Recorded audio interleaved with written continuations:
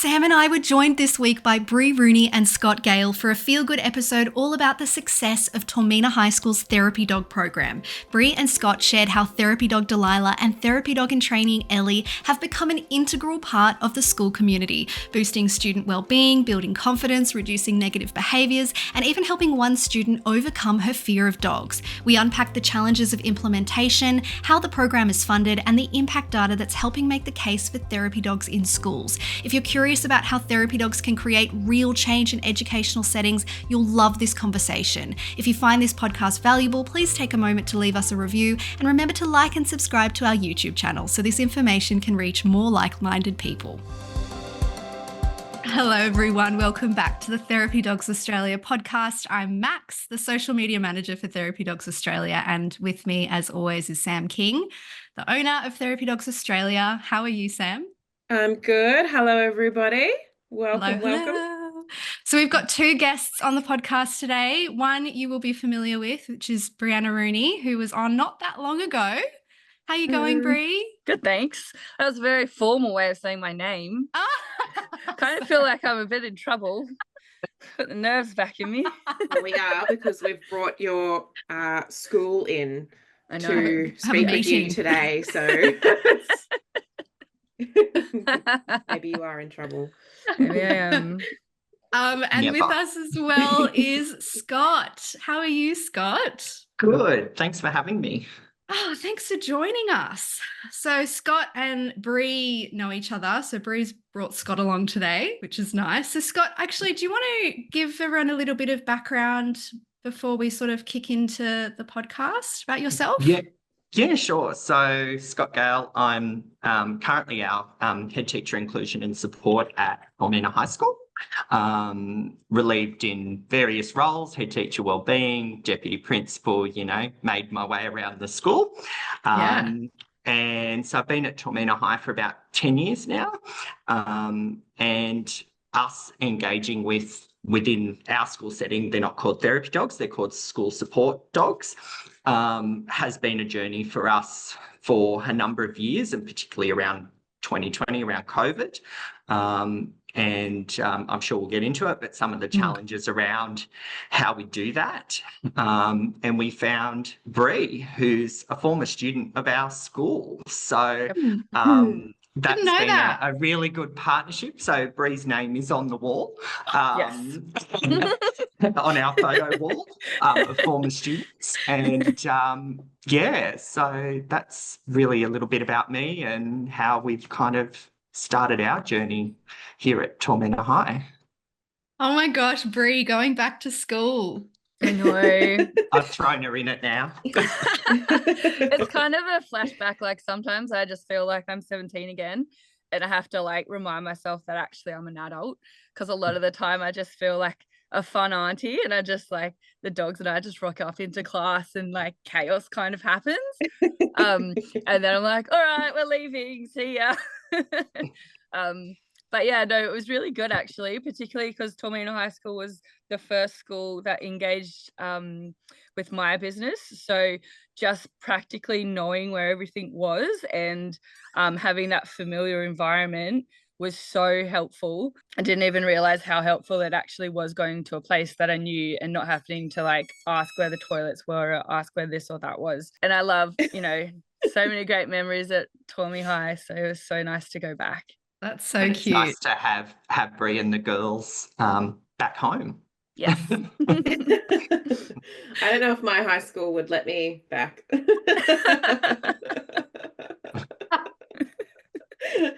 I was a very good student. Their loss. Oh my gosh, that would just be so nice going down memory lane and Delilah and Ellie just like making new memories. Yeah, it's been really cool. So we're coming together today because Bree, I think, wanted to prove to everybody how good her dogs are and what impact they make. And that they do. They have an impact here. So Scott, you've got some kind of proof of some sort. Boy, do I ever. So I don't know if you want me to kind of go into the backstory and how we kind of started and the challenges we kind of had engaging with a school Definitely. support dog. Yes, and we'll talk about, like, you know, what you see the dogs doing and stuff like that as well, and then we'll talk about this apparent proof of outcomes that Bree reckons. So, yeah. Bit more than Lots just of Bree reckons, all right? Yeah, lots of Okay, outcomes, we'll see. lots of outcomes. Soon it'll be Sam reckons. Okay, Yeah. right. I'm here to be converted. No. Sorry. So back in 2020, we really noticed, and particularly the learning from home and all of that kind of during COVID that we all went through, the need to try and engage with some kind of support animals, I guess, within our setting to try and improve wellbeing engagement for our kids across the entire school. So not just within our support unit, but also in the mainstream school as well. And there's quite strong guidelines around how we do that in a public school. So for us, the challenges were around meeting the guidelines. So not the school can't own the support dog, needs to be owned by an individual. All the costs associated with caring for the dog all needs to be kind of met by the owner. What it also meant for us were challenges around staffing. So if it was a teacher, for example, the teacher's responsibility when the dog would be on site working would be supervising and handling the dog, not supervising students and teaching classes. So that was a big challenge for us, and how we would do that and the costs involved with that as well. And then one day I was in Sydney after COVID, and Bree's Facebook page turned up in my feed. So we must have mutuals or something like that. And I was like, hey, I need to reach out to this person and see what we can get in place. In a few Facebook messages and things like that, and then a couple of phone calls, and we kind of came together and worked on a submission to our principal to kind of get some funding to have Bree, and at that stage Delilah, come into our school. And yeah, from there we got the funding to do it, and we had Bree come in 1 day a week. It started, and then we increased to 1.5 days across the whole school. So we did our support unit 1 day and then our mainstream part of our school the other day. And yeah, from there it's kind of just continued, and we have now Ellie coming in and visiting us as well, and it's amazing. So you actually reached out to Bree. That's so funny. Did you know Bree was an ex-student? No, I didn't at that stage. Oh. Yeah, and it was actually Bree had reached out to us. Okay. Somewhere it kind of got lost or missed in the messages somewhere. And yeah, I just happened to find Bree, and so I reached out to Bree and started from there. One of the things that I learned about when I was starting my business, I think I said it in the other podcast, was like emailing the right person, because I was just emailing like admin at Toormina High School or whatever it was, and didn't actually know that it was part of they wanted to do with their school. So learning from that, and obviously when I was talking to Scott, I was like, I emailed you guys. And he's like, what, when? So I was able to then improve that a little bit with the other schools that I've been able to get on board as well. It's a good point that you bring up, Scott, about that funding, where the funding can go. And Queensland state schools have got the same policy about who can own the dog and who can put money towards the dog and stuff like that. So it is a bit of a barrier. And that wasn't always like that. Like they came out and published that, would have been a couple of years ago now, I think. So yeah, it left some teams feeling a bit like, so what's happening with the dogs? So yeah, this is obviously one model that can work, is that you can get a pool of funding and bring on a team to come and do this, instead of having someone who already is employed by the school to have the dog. And that model has worked really well for us, because we can have our teachers focusing on teaching the students that they have in their classroom, and have Bree in there with Delilah or Ellie supporting them. And that's had a really big impact on how it's worked in our school as well. And it has become more cost effective for us to actually do it that way as well, than try and release a teacher to supervise and handle the dog on the days that they're working. Yeah. So how was it, like the first day, Bree, when you, like your first day? Well, I can't remember. Pretty daunting, I Traumatic think. then. I Fucked can out. remember. Actually, I do remember because I had this little sign. So I actually knew a teacher at Toormina High School who I played soccer with, who also went to Toormina High School. And I remember like the morning of, I sent her a message and I was like, Sherry, do you have any of those first day of school signs? She's like, what? I'm like, I need one for my dog. And so she printed me off this like first day of school sign for Delilah. And we took a heap of photos with all the kids on her first day of school. So I do actually remember that first day. And it was all the feels, like so excited, like wanting to do my job really well, wanting to make sure that they like to facilitate those human animal bonds starting. I do really think that knowing the school was such an important part for me because it like that part was relaxed. I didn't have to, you know, other schools I've got timetables and like have no idea where 13ZB is, like what the hell. And yeah, just that familiarity really helped, but we tried to just make it exciting and just see how the kids reacted. And to be honest, like it was just straight away.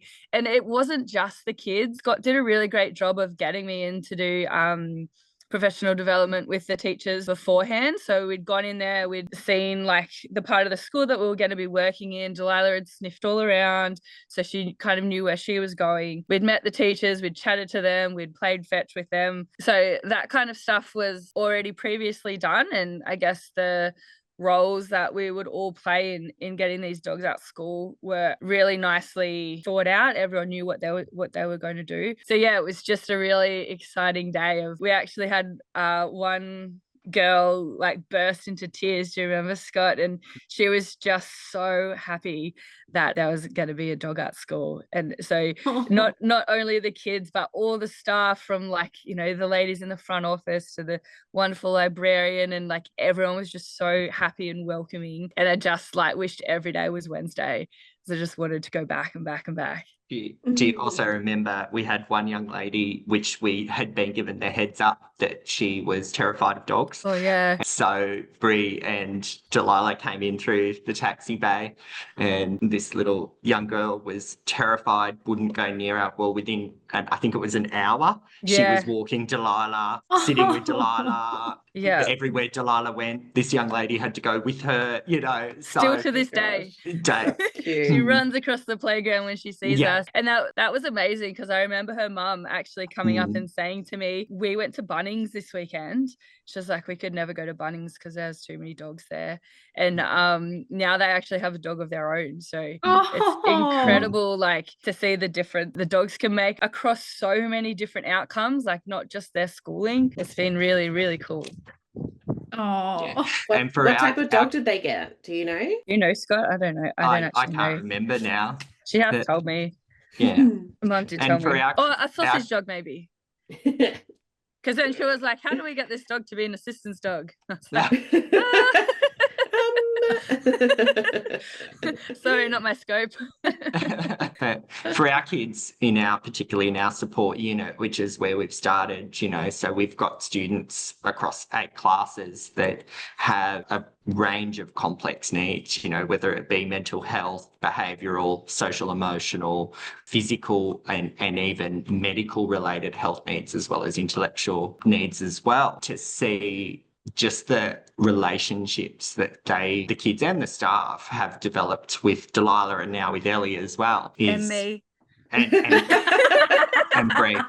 We even have days when Bree hasn't been able to come in or Ellie's been sick. We've made dog biscuits and we've done get well cards and little messages and things for Delilah and Ellie. They've really become part of our Toormina High family, as we call it, and they're really part of that kind of fabric of our school now, and really local celebrities, you know. So we run our coffee shop. Cute.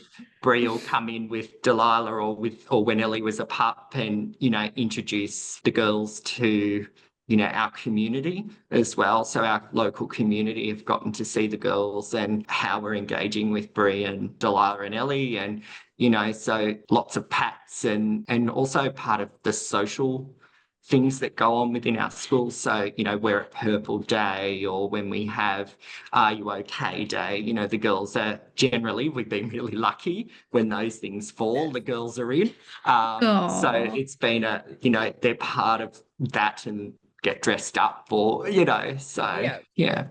I've even had like parents, when I was like walking to school one day, I had a parent open the window and of the car when she was driving past, and she's like, "Hi, Delilah."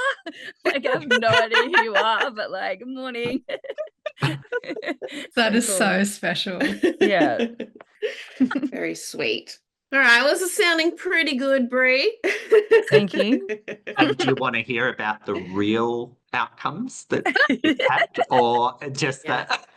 Actually thought we're going to get a little bit more tea, so unfortunate, but anyway. and well, all I know is at least Delilah goes for the right team in State of Origin, so we're good. We're good with that. They can keep coming. Yep. If you want the tea, so I can't remember, it must have been like maybe the second term we were there, and it was State of Origin Day, and we'd taken some kids out to play football, and I didn't realize that we were actually using a very sacred football that she actually popped, and we got in a little bit of trouble for that. But thankfully Scott's moved it over for him. It's fine. The ball's been replaced.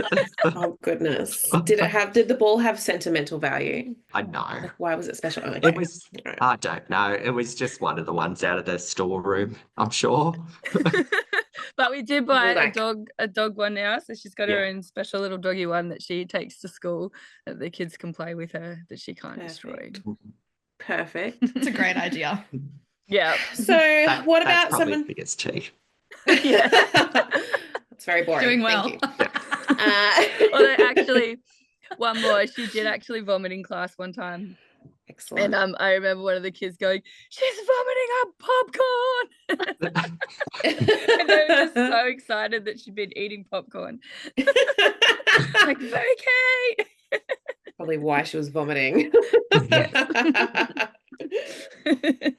What about some of the challenges, Scott, for the school, for the staff, for the funding? Where did you get the funding from? Sorry, did you already say how you managed to get that happening?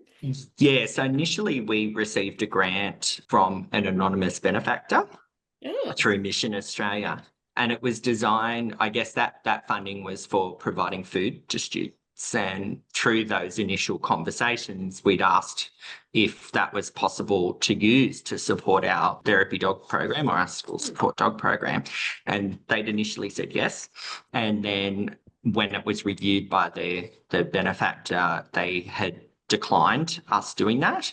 So we, particularly this year, made the decision as a school that we would fund through our school operating funds, because we've seen the impact, the positive impact that having the girls here have had on the school, and the fact that they've really become part of our school, our community. We had to continue with that program because we saw the benefits of it. Do you think that that's something that schools could even run fundraising days for and things like that? Do you think that could be an option for some places? Potentially they could. I did consider seeking support from our PNC, for example, through our student leadership team that probably does most of our school fundraising. I was fortunate I didn't have to do that. We were able to allocate the funds for essentially the full day a week. I'd love to have the girls more, and Bree and I have an agreement, a deal, that if we get the chance to have more, she comes to us first. The original. Yeah. It's recorded now. Yeah, on record. Yeah. So I guess that was probably the biggest challenge around how we fund it. In terms of staff, it was met when we initially did, I guess, some consultation before we engaged formally with Bree, just around any concerns around having a dog on school premises, and then we did training with staff. We even did training when Bree was going out into the mainstream school with staff that might work with them, and it was met really quite positively. Went through the risk assessments, all of those kind of things. But and our community, it was put out to our community that on these days we would have a dog on site. If there were any concerns, please let us know. And I think I only got 1 or 2 messages, and it was around fear of dogs, that their child had a fear of dogs. And then when we were able to kind of show or communicate with them how it would work in more detail, they were certainly more comfortable with that, and we've had no issues since, I guess. So we actually had one of the kids in the classes that were in last year was probably the most scared of dogs of anyone that I've seen at the school. She was really quite terrified. Okay to have the dog in the room on a lead, but I think for cultural reasons was terrified of having dogs there. And I think it was about 2 terms that we were in with this class. And I remember very close to the end of school last year, we started bringing Ellie in. The difference of having a blonde dog there versus a dark coloured dog actually made a really big difference for her. And the moment when her group of friends came up to me and said she really wants to just try and touch the dog, and as a whole class they supported her in walking up, and she was like covering her eyes and just putting her hand out, and she touched the dog, and then she patted her, and then she patted her again, and then she patted her head, and like the teacher and I were almost in tears. The class community just rallying around her and supporting her in her ability to actually work within her fear of dogs was just incredible. One of my favorite moments, because she was so terrified, and having the support of that class around her and the teacher, and seeing the way that the dogs behave, I think, in school, like they're not just running around like taking sticks places and peeing on bushes, like they're well behaved and they're under control. And then in that environment as well, seeing her friends being able to interact with the dogs and just slowly working away on combating that fear in her was just incredible. That is amazing. Yeah. So I think you're not far off the mark in that what the dog looks like makes a difference. And if we've got dogs that look more sort of like street dogs, or dogs that people might have come across that look sort of a bit tougher, or maybe it's a bully breed or something like that, or a shepherd or something like that, I always speak to people about finding ways to soften the look of the dog, because some of those dogs people will have had negative experiences with, or they're misrepresented in the media, and it's a smaller selection of people that, like, I've seen in the past, but I definitely think that the look of the dog can make a difference. So was that Ellie that she wanted to pat Bree? Because Delilah is a chocolate lab and Ellie is a golden retriever. Yes, black lab. Delilah. No, just black lab. Sorry. Yeah, golden retriever. Yeah, and she's a cream golden retriever as well, so really quite pale. Yeah, I feel like Ellie's very much also the typical picture dog that you see maybe in children's storybooks and things like that. Maybe that also plays into it. And she's so goofy. Like, she just trips over things and like lays upside down with her legs everywhere. Like, she's hilarious. I think that plays a part in it as well. Like, when the kids can see their personality, and she does these like ginormous jumps and like flips her body around. She's so funny. Little class clown. There has always been the effect in shelters as well, like what dogs are most likely to be adopted and stuff like that. I think there's some contention around how accurate that is. But yeah, certainly, like when you buy a dog from a breeder, I've got Labradors, they don't like it when you ask for a certain colour, but I knew I wanted yellow because there's just something about a yellow Labrador's face where I feel like their facial expressions are so much more visible. They're like super expressive in their facial expressions. And I think that helps people connect with them, or it helps people see, I don't know, like how the dog's feeling or whatever. But I wrote, like when I was putting out my expression of interest to a heap of breeders, I made sure I clarified, like, I understand that normally we're not asking for colour, but I'm actually happy to wait for the right dog, right temperament, right everything else and also a yellow one, because I've noticed that there's a difference in the greater dog community. So yeah, not to say that Delilah couldn't have eventually cracked her eventually, She would have won her over. She would have gotten her own. Yeah. She always does, wins everybody over. Has she engaged with Delilah since then? it's We just haven't Ellie? been in her class this year. So the group of girls will always come over and see us when they see us around the school, though. Yeah. Aww. Very sweet.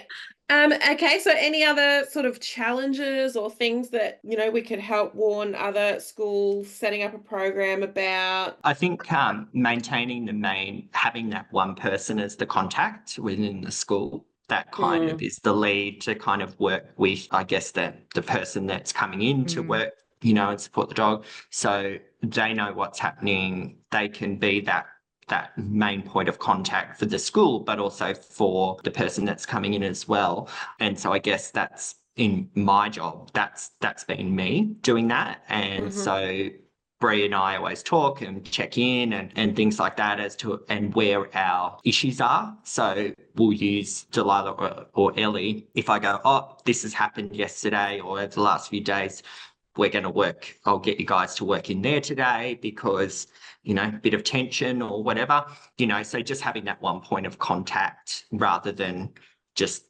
various people in the school is really important, I think. Absolutely. Scott, do you have any particular stories that come to mind as well? I actually, one for me, which is really, I guess, it's a positive one. We had a young man join our school last year into year 7 and really had low attendance at school for behavioural reasons, things like that. And he managed to have kind of a pretty rough transition to high school. It wasn't easy, but having Bree and Delilah work in his classrooms really, really helped. I've got photos of him actually sitting and reading, and I think he read for the whole hour because he just had Delilah sitting next to him, and it was just like, oh my goodness, is this the same kid? Like he really struggled to read, and it wasn't one of his favorite things to do. And he read for the whole hour because he had Delilah sitting with him, next to him on his lap, you know, and it was just, oh my God, this is the same kid, you know. And so we've seen that across, but that one for me has been probably one of the most rewarding things, because knowing his background and where he's come from to where he is now, it's incredible. Oh, that would be such an amazing thing to just witness. It is amazing. When you're looking at this whole program, Scott, I imagine that when you use the grant and then you go to the P&C and you're like, okay, give us the money for this. Is that the kind of thing that, you know, are you collecting data? Like, is this the sort of stuff that you would then take to the P&C and go, so the reason that we need to spend the money on this is because this is the value that we get from it? Yeah, absolutely. So taking data. So what I do is on the days that Bree and Delilah are in, I track our wellbeing data. So that's anything from consultations with school counsellors or wellbeing staff through to negative behaviours, positive behaviours, and everything in between. And I'll do a comparison of that data from the other days that they're not in our school, and we get up to regularly, you know, like 70% reduction in negative behaviours when the girls are in our school. So huge behaviour reduction, positive behaviour increases, you know, and I guess by targeting that as well. So I'll go, oh, look, you know, Bree, we've had this issue in this classroom. Can you work down there this morning with them? And it's just kind of reduced the behaviours, increased engagement. So our kids are more engaged, more focused on their learning when Delilah or Ellie are in the classroom with them. So that's kind of the information that I give when I ask for money. This is the evidence that backs why we need this money or why we need to continue with the program, because these have been the benefits to our kids. So increased engagement might be increase in reading levels or literacy levels, because for that young man that I talked about just before, he wouldn't read, but he will now, and he'll read more and for extended periods of time if Delilah or Ellie are there as well. So we're also getting shifts in behaviours and attitudes as well as a byproduct to the data that we see. So that's the kind of thing I have to go, hey, this is the percentage, these are the benefits, and this is why I need this funding. I was just going to add in there, are you seeing like a lasting result as well after Ellie and Delilah come in to work with students? Do you see that even when they're not there after that? Yeah, so we'll quite often, see, and it generally trends down, particularly the day before or the day after that the girls are either in or have been in. So we see those trends. It's also become a little bit of a reward system in the school, in the sense that I can say to a couple of our students, oh, look, well, do this and you'll get to have some time with Delilah and Ellie tomorrow, or, whatever. So it's also become a positive reinforcement tool within our setting as well. It's pretty important data collection. It's pretty cool to be in a setting where you're able to do that, because lots of places don't have that kind of setup or support. You obviously believe in the program so much that you're doing all this stuff to keep it there, which is pretty, it would be a fair bit of work on your behalf. Is that something that you have to do anyway, that data stuff? I usually track data in the course of my job anyway, so it's not added to my workload in that sense. It's just getting some different, doing a few more comparisons. But I do it because it is important. It's important to our kids, which for me is my number one thing. Yeah. If it benefits our kids, if it, I can see the results for our kids, I'll fight for it. I'll just do it. It happens because it needs to keep something that is so valuable going. That's amazing. So a 70% behaviour or negative behaviour decrease. So that would be, what would you consider negative behaviour, like disengaging in the learning, or antisocial behaviours, disruptive behaviours, stuff like that? Yeah, so all of those things. So it might vary from that disengagement through to that antisocial disruptive kind of behaviours, particularly when there might be issues within community as well. Occasionally from time to time, we have things that the kids will bring in with them into school, and we're able to, on the days that the girls are in, we can kind of try and get on the front foot of that and be ahead of any potential issues and go, hey, work down there today for us or whatever. But generally that antisocial disruptive kind of behaviours is where we get the biggest decreases. So alongside that, are you tracking positive behaviour increase, or is it just more of like what's left over? I guess that's what's left over, but for me, it's just the focus has been seeing the decline. So, and particularly in things where, I might get called to deal with as a head teacher, that's significantly less. So for me, that's more. So you're chilling out on the Bree days. I wish. But, or generally it'll be things that I might have to respond to kind of at the end of the day and deal with later. But I don't have those things as much on the days that the girls are in. A part of the pitch for the teams could be long lunch for head teachers. I wish. Scott's worried I'm going to get him in trouble. Funny. No, that is pretty impressive. Like, we know that the dogs are doing this stuff in the schools, like the teams that are working well, we know that this is the stuff that's going on for them. But it's really cool to hear it from your perspective, Scott, around what you're watching this team doing, because a lot of the time this feedback would be being handled by the team. So it would be that, it's a wellbeing staff member with their dog, and so if they're like, all the kids are heaps better. Like, might be considered a bit biased. Yeah. Maybe. So it's really cool to have an observer and looking at it from, you know, the welfare of the kids and outcomes for them, but also from a business management perspective as well, of like, okay, but is this giving us a benefit? Is this giving us a bang for our buck? Is this worth our time? Because it's a fair bit of time and effort to have a therapy dog program. Like, you know, like there's extra things that you would be managing to have Bree and the dogs there. So to weigh up the cost benefit analysis, it's pretty cool to have this kind of data.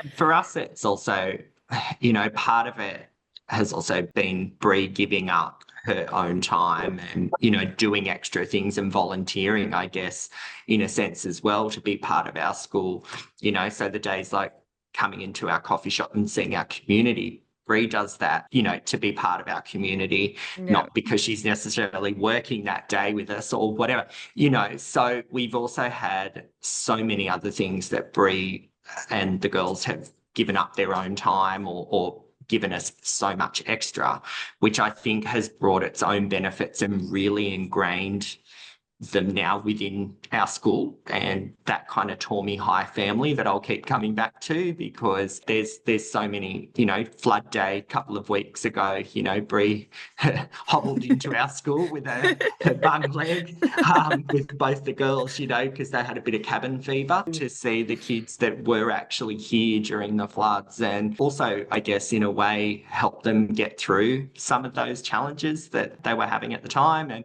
the kids' faces light up when they see the girls come into our school. It's There's nothing Pretty better. special. I was just going to ask, Scott, are you getting any feedback from parents as well, or the kids are going home and talking about Delilah and Ellie? Do you hear anything on that front?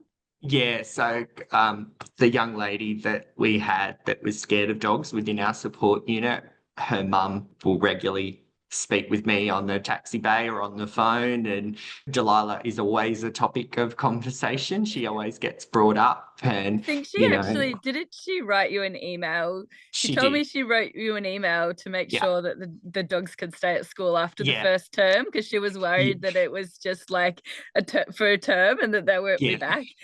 Yeah, she did. That's She so did do that. sweet. And so that, you know, was shared with or actually she wrote to the principal, and the principal had shared it with me, and that she is a very supportive parent of our school and a champion of our support unit. But for her, seeing the benefit that it's had on her daughter, Bree and Delilah are always a topic of conversation, get brought up in every phone call or email or, you know, that I have with her. So it's really good to kind of see the change. We had generally on our social media posts, Delilah and Ellie are a big focus of those, and it always gets positive comments or positive likes or, you know, through, and generally I think, not that I'm our social media person, but I think it kind of attracts most of the likes on our page of Delilah and Ellie days.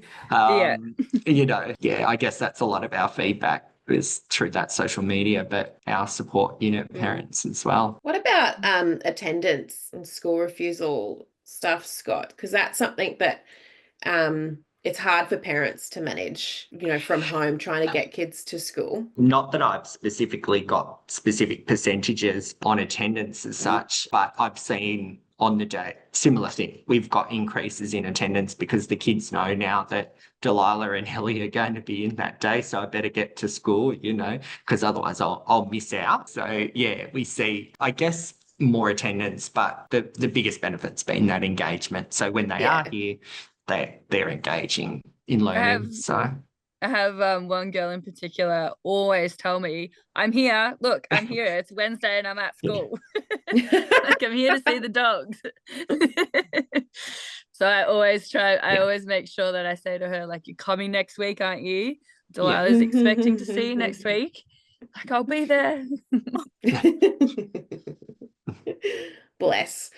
Yeah, well, I mean, with the negative behavior decrease, I mean, something's got to replace those behaviors. So I guess we can assume that if if disengagement is decreasing, then we can assume that engagement's increasing. Or if, you know, the antisocial behaviors are decreasing, those kids probably aren't just sitting there as a blank slate doing nothing, they've probably replaced that antisocial behaviour with a pro-social behaviour. So yeah, absolutely, you're right in saying that. So and because it's not only in the classrooms, it's in the playground as well. So usually during break times, Bree and Delilah are out on duty, on playground duty, as we call it, and throwing the ball with the kids, and they'll draw a big crowd of the kids that might may engage in some of that antisocial behaviour, but they won't now because they've got Bree and Delilah there, and they're playing with Delilah or whatever it might be, and their attention is really just focused on Delilah. So that's, I guess, the positive thing as well, is not only in the classroom, it's also out in the playground as well. yeah. And it's quite incredible with that to see like kids from different parts of the playground. You know how you've got the library kids and these kids and that kids. It's literally like kids from all different parts of the playground. Like the handball kids come over, and to see them engaging with each other and taking care of each other and being there for the shared purpose of enjoying having a dog at school, like it's so cool to see. And they're also protective over her and always want what's best for her. And if they think that she's getting thirsty, like they'll run down and get her a drink, or like they're just so caring towards her. It's really nice to see those friendships building as well over time as we've been there longer and longer. And I know we talked when you first started, Bree, around using, kind of the care of Delilah as a reward and giving jobs for students to do. And we kind of started down that route, but we've kind of backed off from that because everybody they just rally round and, I'll go and do that. And it's all,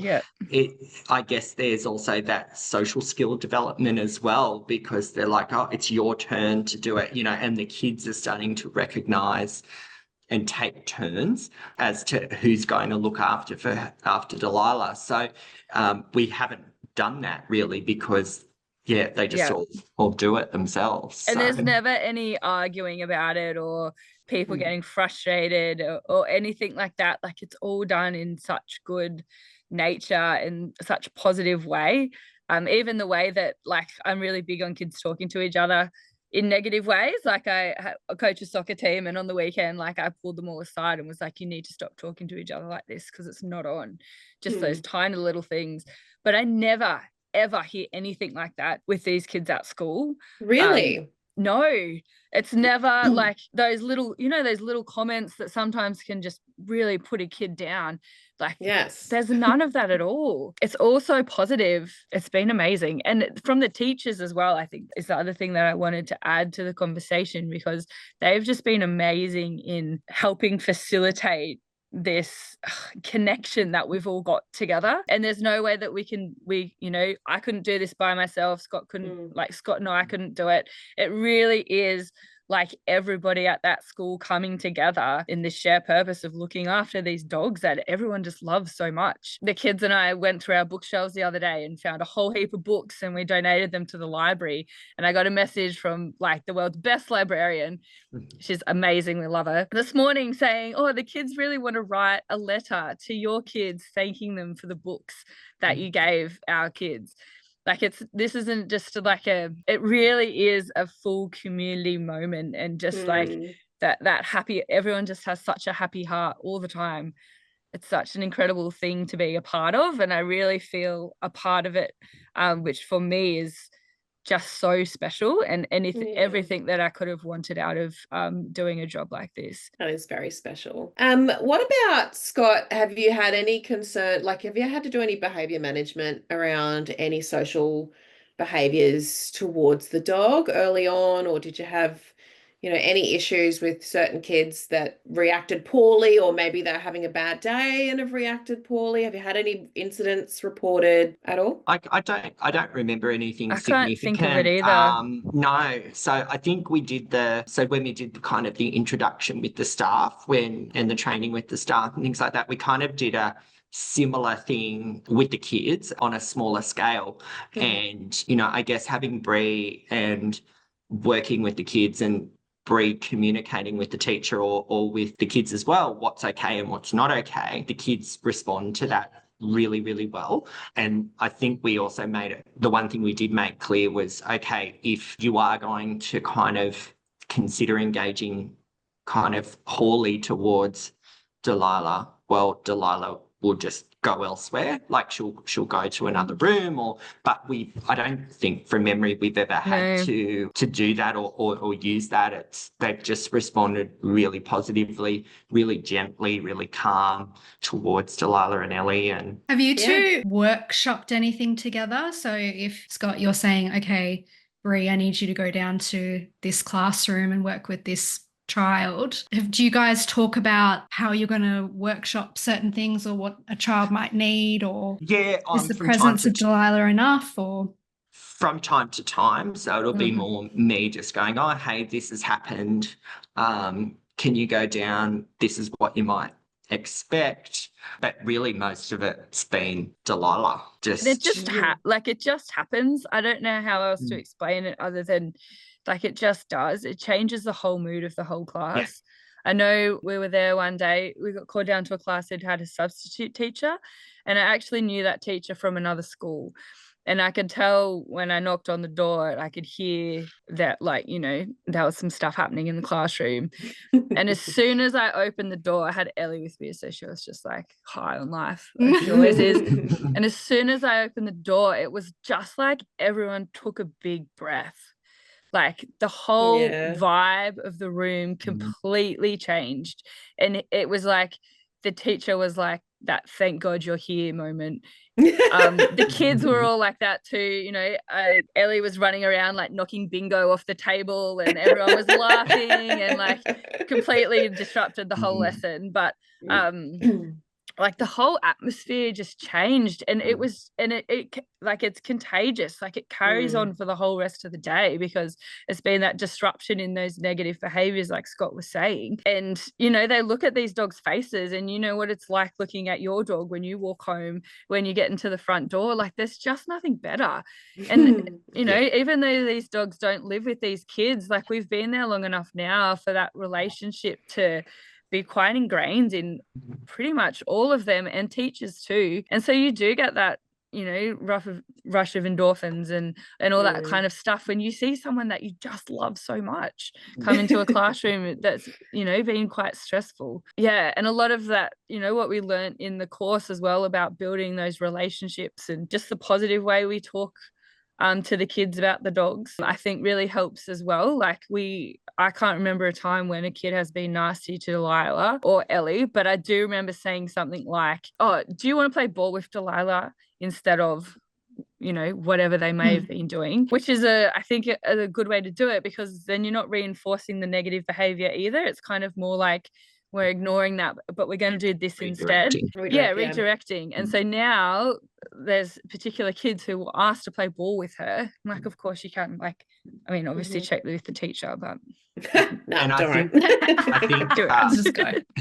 I think Bree was very clear with the kids around what was okay and not okay when we first started. So, you know, how to engage with Delilah, how to pat her, where to touch her, not getting in her face, you know, things like that. And Bree also has a really good, I guess, suppose having a therapy dog or a support dog, and the relationship that Bree has, she can sense that it's not going great or whatever, we might need to move Delilah. Or having been with our school now for some time, I don't have to do that anymore. Don't have to have those conversations with Bree. She knows our school now, knows the kids, knows the classes, and is just part of the team. So another member of staff that just does her job and knows how to respond and react when she needs to. So that's one of the freedoms and benefits of having the team come in to the school rather than having an employee be the team as well, because sometimes the setup that schools have is that, you know, it might be the wellbeing person, or it might be the principal, or it might be the math teacher that's got the dog, and it's like when things aren't going to plan, or this isn't actually helpful or whatever, they can't just be like, okay, well, I've got to visit my next class, you know, like, and wind it up in a nice positive way. They have to stay there. So they have to then They can't leave.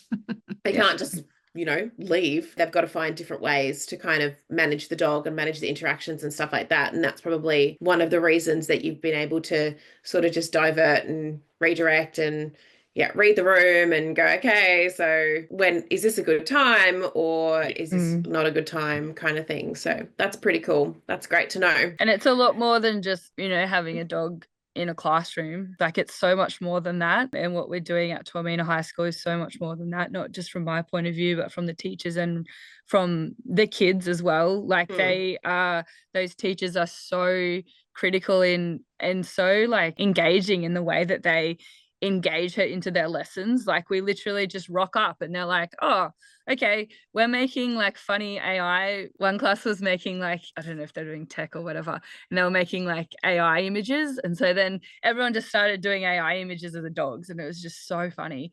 That's hilarious. Yeah. Or like we went to another class and they're like, oh, let's paint Delilah because, the dog's here today. So they're so good at just on the fly, like integrating her into the students' work. And I think that is part of why the engagement is increased as well, because the teachers just do such a fantastic job. And it really does feel like we're all here helping together to make these kids' life at school as positive as it can be. And it really is such a special thing to be a part of. Yeah, that's awesome. And you can't teach that stuff either, like that just comes from intuition and being able to think on your feet and creativity and things like that, and getting to know people as well. So it's definitely like evolved over the time that we've been there. Yeah. And we're going to continue to evolve it. I know Bree and I are going to start talking soon and planning some small group sessions with kids across the whole school on the days that they're in around kind of social emotional behaviour and doing small group work with some of our more challenging, more pointy end kids that need that additional level of support. So we're constantly evolving and adapting how we work together as well across the school. So amazing. Okay, is there anything else that we haven't touched on that you would like to let everybody know? Of course, Bree's amazing and her dogs are the best and she's an absolute legend. And we have the data to back it up. Yeah. And Toormina High School's got dibs on her over any other school as soon as the funding is released. That is correct.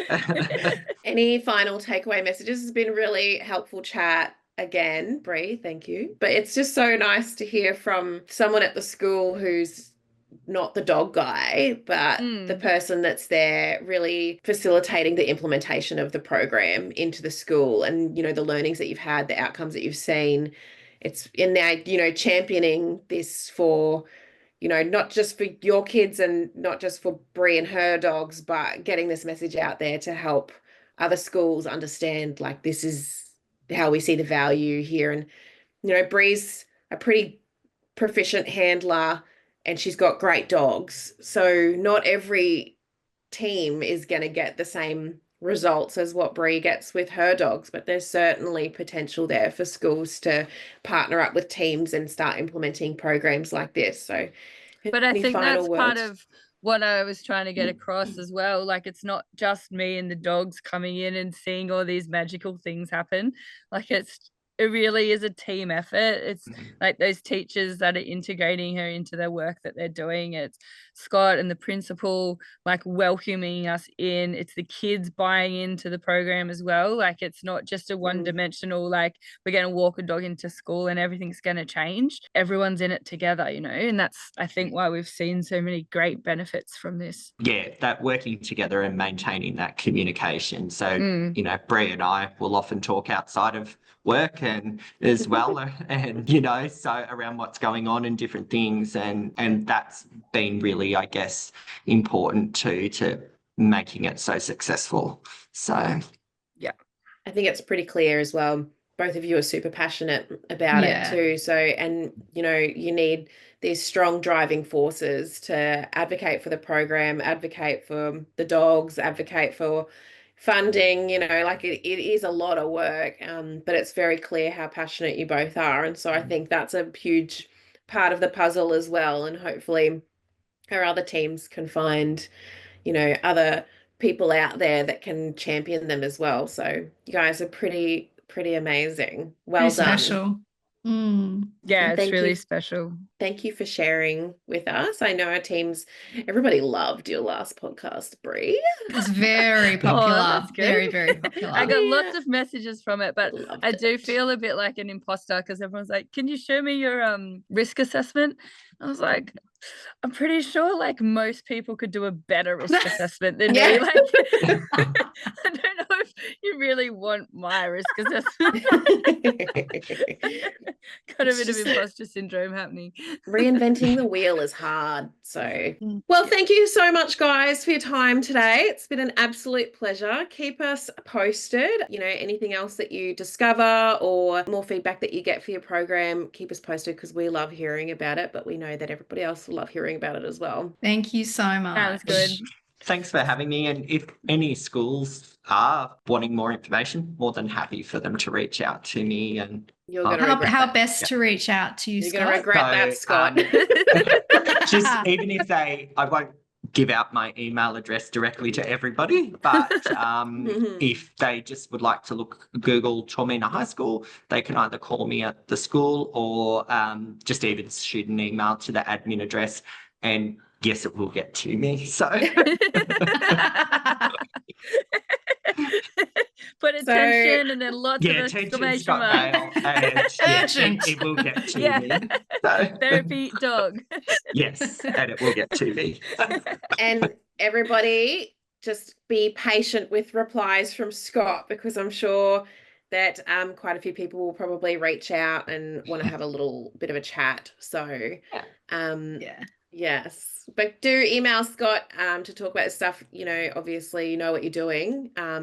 Even this kind of, I don't know what your position on this data is or who owns it or what the story with that is, but if there's opportunities for a few little graphs or something like that people can use to present to their own schools or communities. I'm sure I can generate something like that, a little case study. Actually, I might just say one more thing. So no, time's up. We got to go. No. Well, sorry, you're just gonna have to listen. The school psychologist at Toormina High School is also part of this team that we've got working together with the kids, and she actually did up a whole presentation by herself and presented it to another school that she was at as a reason as to why we should be in that school, and my goodness. going over there too. So shout out to her, she's amazing. Look at What you. a compliment. Yeah. And now we're Yeah. presenting on Monday next week at the Deputy Principals Conference as well. Yes. Amazing. Look at With you guys our go. slideshow. We're going to take it to the Department of New South Wales at some point, so you'll see our name up in bright lights. Oh my The goodness. dog trailer. Dog trailer. I know them. Sydney. Well done, guys. It's very impressive. I'm super impressed, and I'm very proud of you, Bree. Thank you. And it's very nice to meet you, Scott. So thanks for coming on Nice to today. meet you too. And keep us posted with all the updates. Will do. Thanks, guys. Do. Bye. Bye. Thanks for listening to the podcast. If you're interested in studying with Therapy Dogs Australia, or you have a few more questions before deciding, please get in touch with us by emailing courses@therapydog.com.au or visiting our website at www.therapydog.com.au for more information and FAQs.